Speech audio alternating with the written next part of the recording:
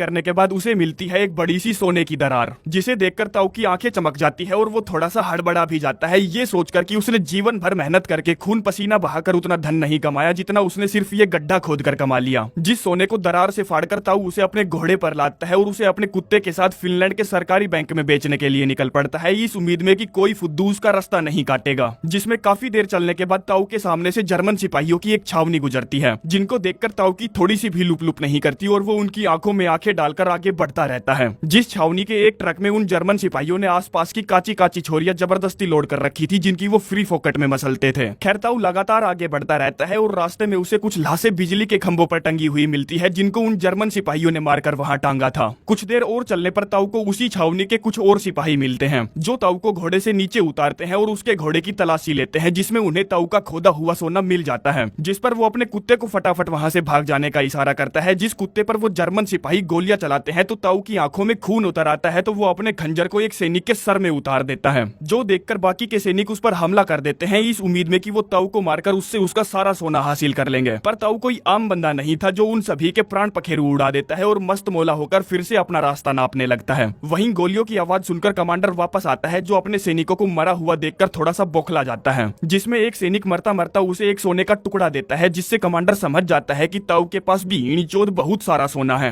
जिसको पाने के लिए वो ताऊ का पीछा करता है और उस पर धड़ाधड़ गोला बारूद दागता है, जिनसे तो ताऊ बच जाता है। पर तभी उसके घोड़े का पैर लैंडमाइन पर पड़ता है, जिससे उसके घोड़े के चीथड़े उड़ जाते हैं। पर ताऊ अभी भी जिंदा था, जो जैसे तैसे करके अपने होश संभालता है और देखता है वहाँ और भी लैंडमाइन बिछी है। तब तक कमांडर भी अपनी बटालियन लेकर वहाँ पहुंच जाता है और देखता है ताऊ तो बड़ा गोल्ड डिगर आदमी है यार, जिसको अपने प्राणों से ज्यादा सोने की पड़ी है। खैर ताऊ अपना सारा सोना इकट्ठा करने के बाद वहाँ पड़ा एक पत्थर उठाता है। तभी कमांडर अपने स्नाइपर को उसे उड़ाने के लिए कहता है, जिस पर ताऊ उस पत्थर को लैंडमाइन पर दे मारता है, जिससे एक जोरदार धमाका होता है और ताऊ उस धमाके के धूमंडल में गायब हो जाता है। अब धमाके की वजह से सिपाही घबरा गए थे, तो वो धड़ाधड़ अंधाधुन गोलियों की बर्बादी करने लगते हैं, जिन गोलियों का सामना ताऊ अपना सोना छालने वाली छालनी से करता है। कमांडर सबको रुकने का आदेश देता है और एक सिपाही को ये देखने के लिए भेजता है कि ताऊ निपटा या नहीं निपटा, जिसके सर पर ताऊ लैंडमाइन फेंक कर मारता है और उसके चीथड़े चीथड़े उड़ जाते हैं। जिसके बाद कमांडर अपने दो और सैनिकों को आगे भेजता है, पर एक एक करके वो दोनों भी चल बसते हैं वहाँ बिछी लैंडमाइन की वजह से। जिस पर कमांडर फ्रस्ट्रेट होकर अपने स्नाइपर से पूछता है, भीषड़ी के तूने यहाँ कितनी लैंडमाइन बिछा दी? वो कहता है, हुजूर सारी की सारी। जिसके बाद कमांडर ट्रक में से दो मस्त माल को उतरवाकर रस्सी से बांधकर उन्हें टैंक के आगे चलवाता है, ताकि अगर रास्ते में कोई लैंडमाइन हो तो उससे ये दोनों लड़कियां मर जाएं, पर उसके सैनिकों को कुछ नहीं होना चाहिए। टैंक में स्नाइपर जनरल से फोन पर बात करके कमांडर से कहता है, हमें ऑर्डर मिला है, वापस मुड़ो और फिनलैंड से बाहर निकलो। कमांडर पूछता है, क्या तूने जनरल को बताया कि उस ताऊ ने हमारे 7 आदमियों को मार दिया? वो कहता है, हाँ बताया था, उन्होंने मुझसे पूछा क्या वो बूढ़ा है? मैंने कहा हाँ। वो बोले, फिर तो तुम भाग्यशाली हो जो बच गए, कभी गलती से भी उस इंसान से भिड़ने की सोचना भी मत, वरना बिना मौत मारे जाओगे। मैंने पूछा आखिरकार वो है कौन? तो जनरल ने बताया, एक युद्ध के दौरान उसने अपने परिवार को खो दिया, जिस पर बदले की आग में वो एक खूंखार सिपाही बन गया, जो साला किसी की नहीं सुनता। कई कोशिशों के बाद भी जब उस पर काबू ना पाया जा सका तो उसे वीराने में अकेला छोड़ दिया गया, जो अकेला ही पूरी की पूरी सेना के बराबर है, जिसमें उसने एक बार अकेले ही 300 से ज्यादा सैनिकों को खड़े खड़े यमराज के दर्शन करा दिए थे। इमोर्टल है वो, बोले तो अमर, कभी न मरने वाला। कमांडर कहता है, रुक जा, मिलेगा तब देखूंगा उसकी अमरता तुम्हें। वहीं ताऊ थकान की वजह से एक जले हुए ट्रक की आड़ में आराम करता है, जो कि घायल है, जिसमें उसे कुछ गोलियां भी लगी है, जिनको वो बिना पेन किलर के ही निकाल फेंकता है। तब तक कमांडर भी अपने सूंघने वाले कुत्तों के जरिए ताऊ को ढूंढता हुआ वहां तक पहुंच जाता है, जिन्हें देखकर ताऊ वहां से भागने लगता है और स्नाइपर उस पर गोली चलाता है। फिर कमांडर उस पर कुत्तों को छुड़वा देता है, जिस पर ताऊ माचिस की तिल्ली से खुद को ही आग लगा लेता है, ताकि उसे बेजुबान जानवर ना मारने पड़े। सिपाही उस पर धड़ाधड़ गोलियां चलाते हैं, जिनसे बचने के लिए वो झील में कूद जाता है, जहां गोलियां पानी के रेजिस्टेंस की वजह से उसका घंटा भी कुछ नहीं उखाड़ सकती,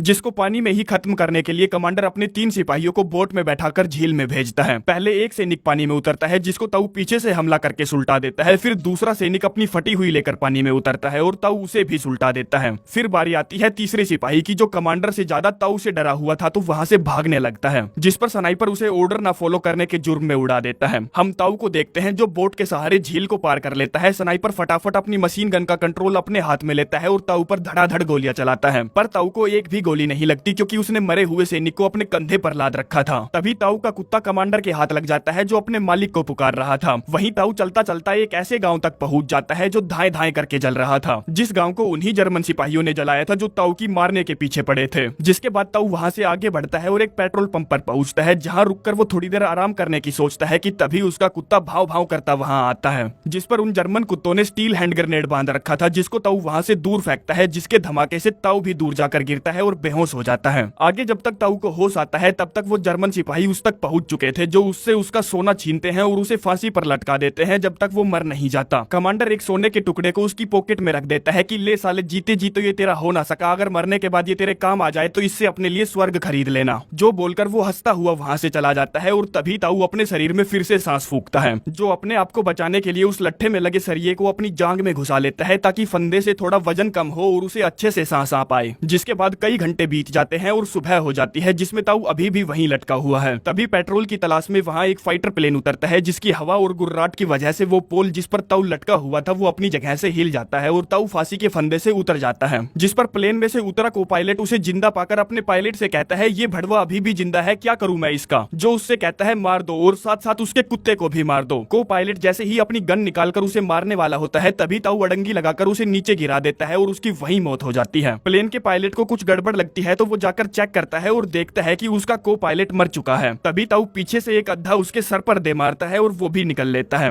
वहीं दूसरी तरफ आगे बढ़ रही कमांडर की छावनी को रुकना पड़ता है, क्योंकि सड़क के बीचों बीच एक फाइटर प्लेन क्रैश पड़ा था, जिस पर स्नाइपर देखने जाता है कि उसका पायलट कौन है और पाता है कि पायलट को फांसी लगाई गई है और रस्सी उन्हीं की है। कमांडर पूछता है, क्या? स्नाइपर कहता है, हाँ, मैंने इसी रस्सी से ताऊ को लटकाया था। जो सुनकर कमांडर की भयंकर वाली फट जाती है कि ये साला ताऊ मरता क्यों नहीं, और सभी को फटाफट वहां से निकलने के लिए कहता है। एक ट्रक के अंदर जिसमें जर्मन सिपाहियों ने छोरियों को जबरदस्ती लोड कर रखा था, उसमें दो सिपाही आपस में ताऊ के बारे में बात कर रहे थे, जिनकी बातें सुनकर वहां बैठी एक लड़की उन पर हंस देती है। कहती है, तुम बीवली गिंडो को सच में लगता है जिस ताऊ को मारने में 300 सिपाही बलि चढ़ गए उसे तुम मार पाओगे? सिपाही पूछता है, तो तू भी मानती है कि वो भड़वा अमर है? छोरी कहती है, अमर वमर नहीं है, वो तो बस मौत को चकमा देना जानता है, यमराज के साथ साठगांठ है उसकी, रोज का उठना बैठना है, चाय पीता है वो उसके साथ। जो सुनकर सिपाही उस पर हंस देता है। इतने में ही दूसरे वाले सिपाही की बत्ती गुल हो जाती है। अब इससे पहले कि वो कुछ समझ पाता ताऊ उसे उठाकर ट्रक के बाहर फेंक देता है, जिसके ऊपर भारी भरकम टैंक चढ़ जाता है और वो वहीं सड़क पर चिपक जाता है। आगे ट्रक के चालक पर भी हमला होता है, जिसके सर में ताऊ ऊपर से खंजर घुसा देता है और उस ट्रक को चलाने का कंट्रोल कहानी बताने वाली छोरी को दे देता है। जो छोरी उस ट्रक को सिपाहियों से भरे हुए ट्रक के बगल में लगा देती है, जिस ट्रक पर बाकी की छोरियां अंधाधुन गोलियां चलाकर सारे सिपाहियों को भून डालती है। जिस सबका मुआयना करने के लिए स्नाइपर जैसे ही बाहर निकलता है, ताऊ टैंक पर चढ़ जाता है और उस पर हल्ला बोल देता है। काफी देर तक लड़ने के बाद वो दोनों टैंक से नीचे गिर जाते हैं, जिसमें ताऊ उसको मार मार के अधमरा कर देता है। तभी पीछे से बाइक पर दो सिपाही आते हैं, जिनको देखकर स्नाइपर की उम्मीद जाग उठती है कि ये उसे बचा लेंगे। पर अजी मेरा घंटा उन दोनों की पहले से ही फटी पड़ी थी, जिसमें वो अपनी बंदूकों को फेंककर पैदल ही वहां से उल्टी दिशा में भाग जाते हैं। ताऊ उनकी बाइक उठाता है और टैंक के पीछे चल पड़ता है, स्नाइपर को जिंदा छोड़कर। कुछ ही देर में वहां वो सारी लड़कियां जिनका वो जर्मन सिपाही बलात्कार किया करते थे, बंदूकें हाथ में लेकर उसकी तरफ आती है। वहीं दूसरी तरफ कमांडर टैंक लेकर एक पायलट तक पहुंच जाता है, जो ताऊ के सोने को लेकर वहां से उड़न छू होने वाला था। जिस प्लेन में बैठकर कमांडर जैसे ही आसमान छूने वाला था, तभी सामने से ताऊ बाइक पर आता है और उन पर धड़ाधड़ गोलियां चलाने लगता है, जिससे प्लेन को कुछ खास नुकसान नहीं होता। आगे जैसे ही प्लेन उड़ान भरने वाला होता है, ताऊ अपने हल को प्लेन की बॉडी में गाड़ देता है। कमांडर नीचे ताऊ की बाइक देखता है, जो देखकर उसको लगता है कि ताऊ साला नीचे ही रह गया, पर ना ना ना ना ना ना ना ना, ताऊ तो साला प्लेन के नीचे चिपका हुआ है। जो अपनी बहादुरी का जलवा दिखाते हुए प्लेन के टायर तक पहुंच जाता है और उसके जरिए प्लेन में छेद करके अंदर घुस जाता है। अब कमांडर को कुछ शक होता है तो वो पीछे चेक करने जाता है, जहां उसे मिलता है उसका फूफा, जो उस पर टूट पड़ता है। जो लड़ाई काफी देर तक चलती है, जिसमें कमांडर ताऊ पर बहुत भारी पड़ता है, जो एक हुक वाली बेल्ट को अपने हाथ में लपेटकर उससे ताऊ की खाल उधेड़ने लगता है। तभी ताऊ प्लेन में एक बम देखता है, जिस बम से वो कमांडर की हुक वाली बेल्ट को अटैच कर देता है और फटाक से बम को रिलीज कर देता है। जिस बम के साथ साथ कमांडर भी हवा की सैर पर निकल पड़ता है और जैसे ही बम धरती से टकराता है, कमांडर का एटम एटम तक बिखर जाता है। तभी ताऊ देखता है कि प्लेन आगे की तरफ झुकता जा रहा है, जिसमें वो फटाफट कॉकपिट की तरफ जाता है और देखता है कि गोली लगने की वजह से पायलट मर चुका है। ताऊ फटाफट अपना सोना उठाता है और प्लेन में इधर से उधर हर जगह पैरासूट ढूंढने की कोशिश करता है, पर पैरासूट प्लेन में नहीं था। इसीलिए वो फटाफट एक बेल्ट से अपने आप को प्लेन से कसकर बांध लेता है, ताकि उसे झटका कम लगे। कुछ ही सेकंडों बाद प्लेन सुई की नोक पर धरती से टकराता है और पूरा का पूरा धरती में समा जाता है। दरअसल जहां ये प्लेन क्रैश हुआ है वो पानी वाला इलाका है, जिसकी वजह से जैसे ही प्लेन धरती से टकराया वहां दलदल बन गई। कुछ ही देर के इंतजार के बाद ताऊ अपने सोने के साथ उस दलदल से निकलता है, जो कि सचमुच काबिले तारीफ था, क्योंकि ऐसा सिर्फ वही कर सकता है जिसकी सचमुच यमराज के साथ साठगांठ हो। खैर ताऊ अपनी बाइक उठाता है और अपने कुत्ते के साथ उस सोने को लेकर बैंक में पहुंचता है, जिस सोने को वो सरेआम टेबल पर रिता देता है, जो देखकर वहां खड़े लोग दंग रह जाते हैं। ताऊ कहता है, मुझे इसके बदले में बड़े वाले नोट चाहिए, क्योंकि उनको इधर से उधर ले जाना आसान होता है। जिसके साथ ही ये कहानी यहीं पर समाप्त हो जाती है।